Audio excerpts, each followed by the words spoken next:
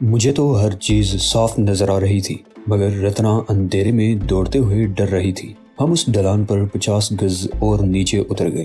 ہم پہاڑی کے دامن میں پہنچ گئے۔ آگے جھاڑیاں کچھ گنجان ہو گئی تھی اور چھدرے چھدرے درخت بھی نظر آ رہے تھے، اور ان درختوں کے دوسری طرف پانی چمکتا دیکھ کر میں چونک گیا۔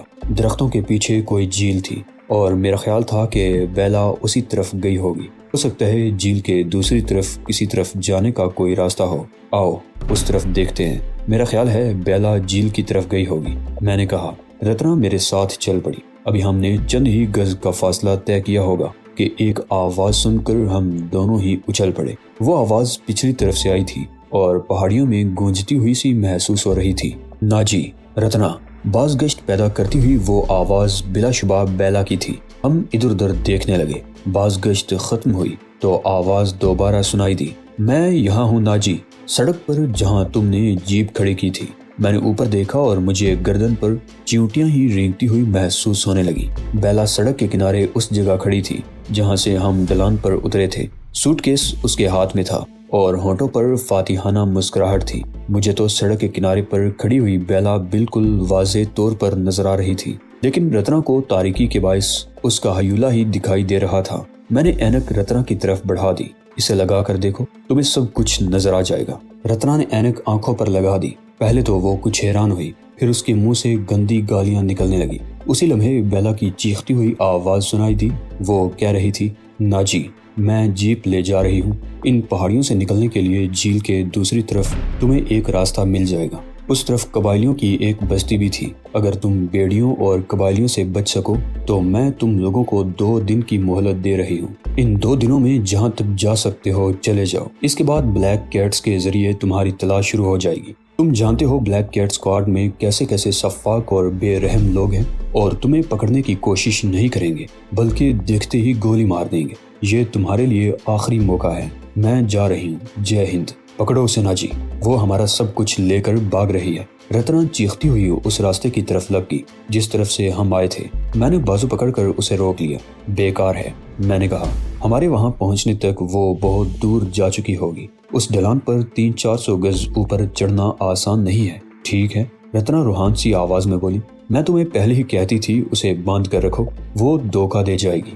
ہاں، میں واقعی اس مرتبہ بھی دھوکہ کھا گیا، میں نے گہرا سانس لیتے ہوئے جواب دیا۔ وہ یقیناً کسی موقع کی تلاش میں تھی اور موقع ملتے ہی وہ ہمارا سوٹ کیس بھی لے اڑی۔ میں چند لمحوں کو خاموش ہوا، پھر بولا، اس نے واقعی بڑی ہوشیاری کا ثبوت دیا۔ اگر وہ خالی ہاتھ جیپ سے اتر کر بھاگتی تو شاید ہم اس کا پیچھا نہ کرتے، لیکن وہ سوٹ کیس ساتھ لے گئی۔ ہم جس طرح اس سوٹ کیس کی دیکھ بھال کر رہے تھے، اس سے اسے اندازہ ہو گیا تھا کہ ہمارے پاس جو کچھ بھی ہے اسی میں ہے۔ وہ میرے ساتھ بیرو کے تہہ خانے میں اس کی دولت دیکھ چکی تھی۔ اسے یہ بھی شبہ ہوا ہوگا کہ ہو سکتا ہے اس دولت کا کچھ حصہ اس سوٹ کیس میں ہو، اسی لیے وہ سوٹ کیس اپنے ساتھ لے گئی تھی۔ اسے یقین تھا کہ ہم دونوں جیپ چھوڑ کر اس کے پیچھے بھاگیں گے۔ ان پہاڑوں میں روپوش ہونے کا اس کا کوئی ارادہ نہیں تھا۔ وہ تو ہمیں چکر دینا چاہتی تھی کہ ہم جیپ چھوڑ کر اس کے پیچھے بھاگیں تو وہ ہمیں چکر دے کر سڑک پر واپس آ جائے گی۔ وہ اپنے مقصد میں 100% کامیاب رہی اور ہم بے وقوف بن گئے۔ اسی وقت جیپ کا انجن سٹارٹ ہونے کی آواز سنائی دی۔ بیلا اتنی دیر تک شاید پیٹرول ڈالتی رہی تھی اور اب اس نے جیپ سٹارٹ کر لی تھی۔ چند ہی سیکنڈ بعد اوپر سڑک پر ہیڈ لیمپس کی روشنی دکھائی دی۔ کچھ دیر تک روشنی سڑک کے ساتھ ساتھ چٹانوں پر متحرک دکھائی دیتی رہی اور پھر غائب ہو گئی۔ وہ چلی گئی۔ رتنا کے منہ سے بے اختیار نکلا، ہاں، اور اب ہمیں بھی چلنا چاہیے۔ میں نے اس کا ہاتھ پکڑتے ہوئے کہا، اس نے کم از کم ایک مہربانی تو کی ہے کہ ان پہاڑیوں سے نکلنے کا راستہ بتا دیا ہے، لیکن اگر اس میں بھی دھوکہ ہوا تو ہم ان پہاڑیوں میں ہی بھٹکتے رہیں گے۔ بہتر ہے کہ ہم سڑک پر پہنچ کر اسی طرف چلنا شروع کر دیں جس طرف جیپ گئی ہے۔ رتنا نے کہا۔ نہیں، میں نے نفی میں سر ہلایا۔ وہ ایک اصول پسند دشمن ہے۔ میں اب بھی اس پر اس حد تک اعتماد کر سکتا ہوں کہ اس نے راستے کے بارے میں غلط بیانی سے کام نہیں لیا ہوگا، اور یوں بھی سڑک پر چلتے رہنا حماقت ہوگی۔ پہاڑیوں میں سڑک کا راستہ زیادہ طویل ہوتا ہے، لیکن ہو سکتا ہے دوسرا راستہ ہمیں جلد ہی پہاڑیوں سے باہر لے جائے۔ آؤ اس طرف چلتے ہیں۔ ہم جھیل کی طرف چلنے لگے۔ ہم جیسے جیسے آگے بڑھتے رہے درخت گنجان ہوتے گئے۔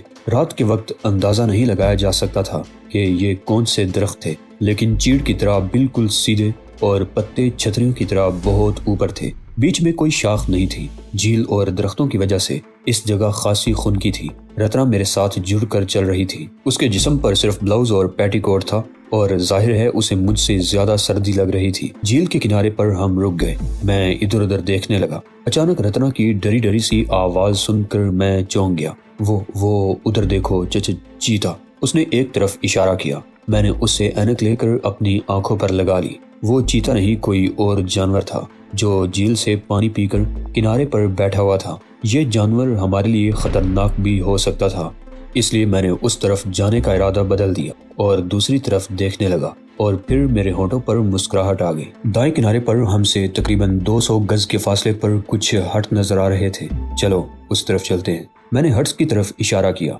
मम, मुझे सर्दी लग रही है, रत्ना बोली। उसके दिल पर खौफ सा तारी हो रहा था और इस खौफ की वजह से उसे पहले से ज्यादा सर्दी लगने लगी थी। मैंने उसे अपने साथ लगाकर एक बाजू उसकी कमर के गिर्द हायल कर दिया और तेज तेज चलने की कोशिश करने लगा। इस तरह हम तकरीबन आधे घंटे में उन हट्स तक पहुंच सके, जिनकी तादाद 5 थी। वो एक दूसरे से 10-10, 15-15 गज के फासले पर थे। रत्ना अब थर थर कांप रही थी। मैं बड़ी मुश्किल से उसे संभाले हुए था। लकड़ी के वो हट्स गैर आबाद और टूटे फूटे थे।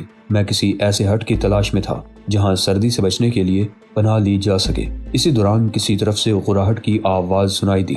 रत्ना खौफजदा होकर मुझसे लिपट गई। मैंने उस तरफ देखा तो मुझे सीने में सांस रुकता हुआ महसूस होने लगा। वो 2 भेड़िए थे जो खूंखार दांत निकाले हम पर गुर्रा रहे थे। मैंने जमीन पर पड़ा हुआ एक पत्थर उठाकर उनकी तरफ दे मारा। मेरा पत्थरबाजी का निशाना इतना अच्छा नहीं था। वो दोनों न सिर्फ बच गए बल्कि पहले से ज्यादा खौफनाक अंदाज में गुर्राने लगे। मैं रत्ना को लेकर तेजी से दोनों भेड़िए हमारी तरफ लग गए। शदीद सर्दी होने के बावजूद मेरे जिस्म के मसाम पसीना उगलने लगे थे।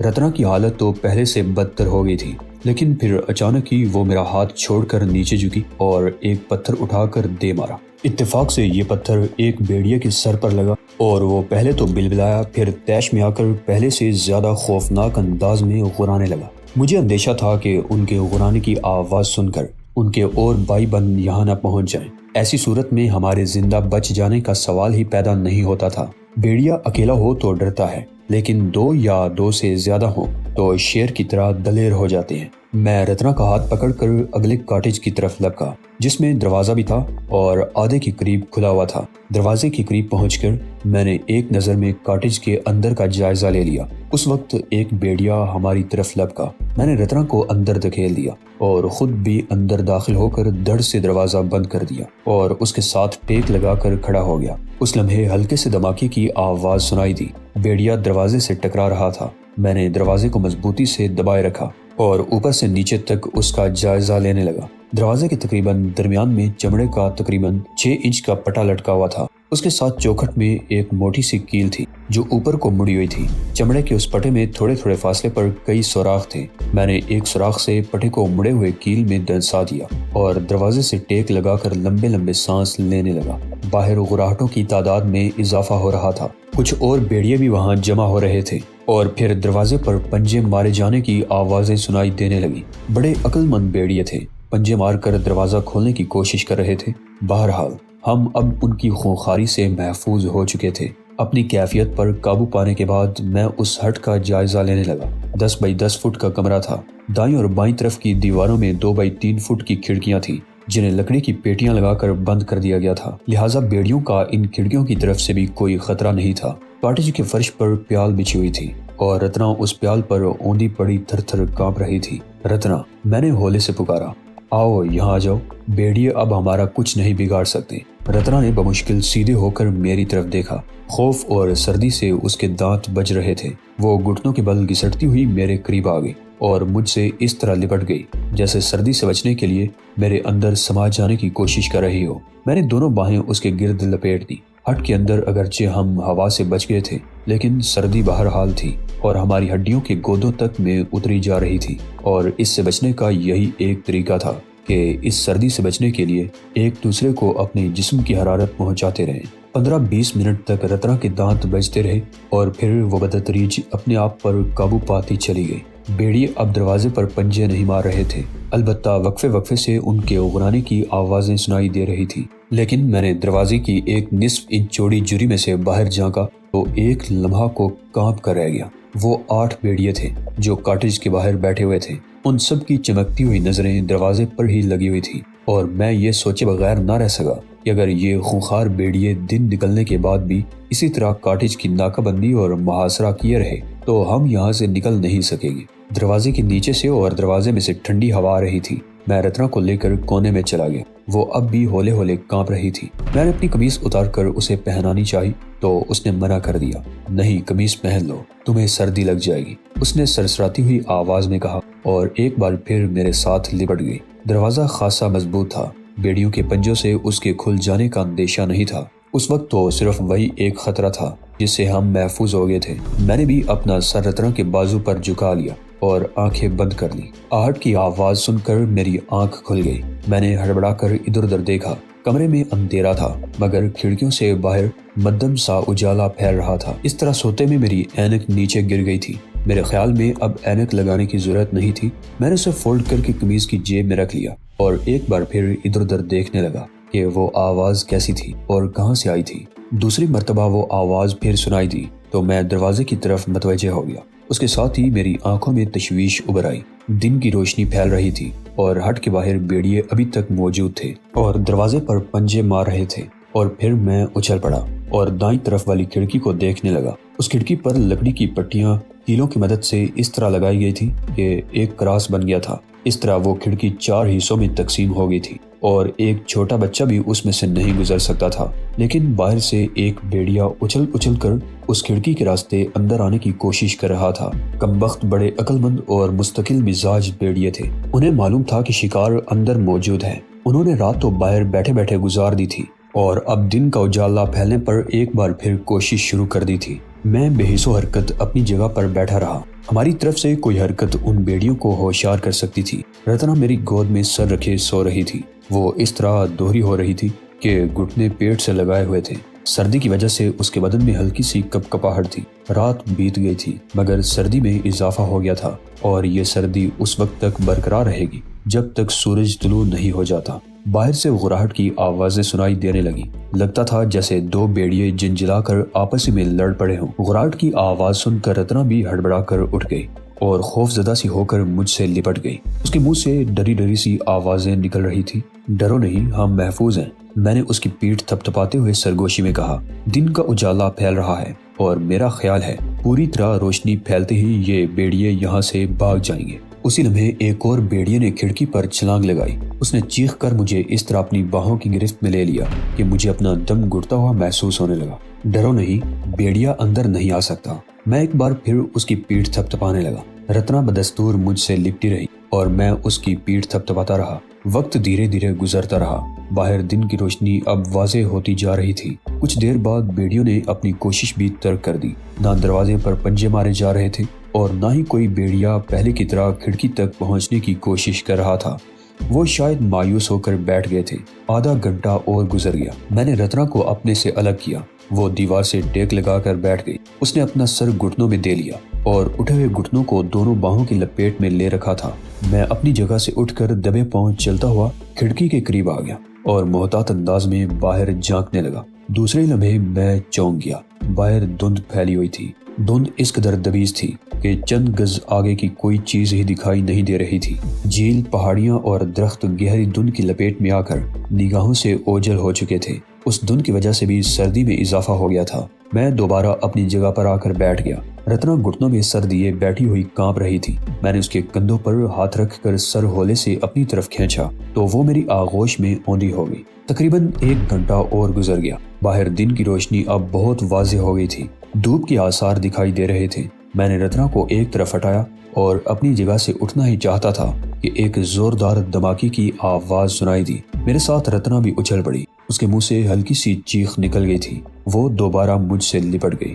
وہ فائر کی آواز تھی جو خاصی باری تھی مجھے اندازہ لگانے میں دشواری پیش نہیں آئی کہ 12 بور کی بندوق سے فائر کیا گیا تھا۔ ایسی بندوقیں عام طور پر جانوروں کے شکار کے لیے استعمال کی جاتی ہیں یا بینکوں کے گارڈز کے پاس ایسی بندوقیں دیکھی جاتی ہیں جنہوں نے کمر پر بندھے ہوئے بیلٹ میں موٹے موٹے کارتوس سجا رکھے ہوتے ہیں۔ میں نے رتنا کو ایک طرف ہٹایا اور اٹھ کر کھڑکی کے قریب پہنچ گیا۔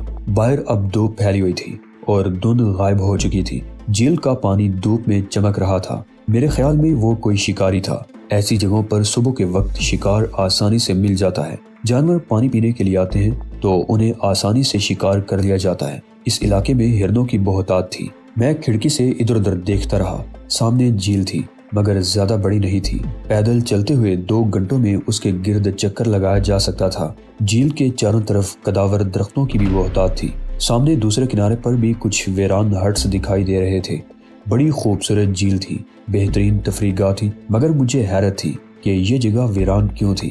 ٹوٹے پھوٹے ہٹس کی موجودگی سے اندازہ لگایا جا سکتا تھا کہ چند سال پہلے تک یہاں بڑی رونق ہوا کرتی ہوگی، پھر کسی وجہ سے لوگوں نے اس طرف آنا چھوڑ دیا اور یہ علاقہ ویران ہو گیا۔ کھڑکی سے مجھے کوئی انسان دکھائی نہیں دیا جس نے گولی چلائی تھی۔ میں رتنا کے قریب آ گیا اور اس سے مشورہ کرنے لگا کہ ہمیں اس وقت باہر نکلنا چاہیے یا نہیں۔ ہو سکتا ہے وہ شکاری اکیلا ہو یا ان کی تعداد زیادہ ہو۔ وہ ہمارے لیے خطرناک بھی ہو سکتے تھے اور مددگار بھی۔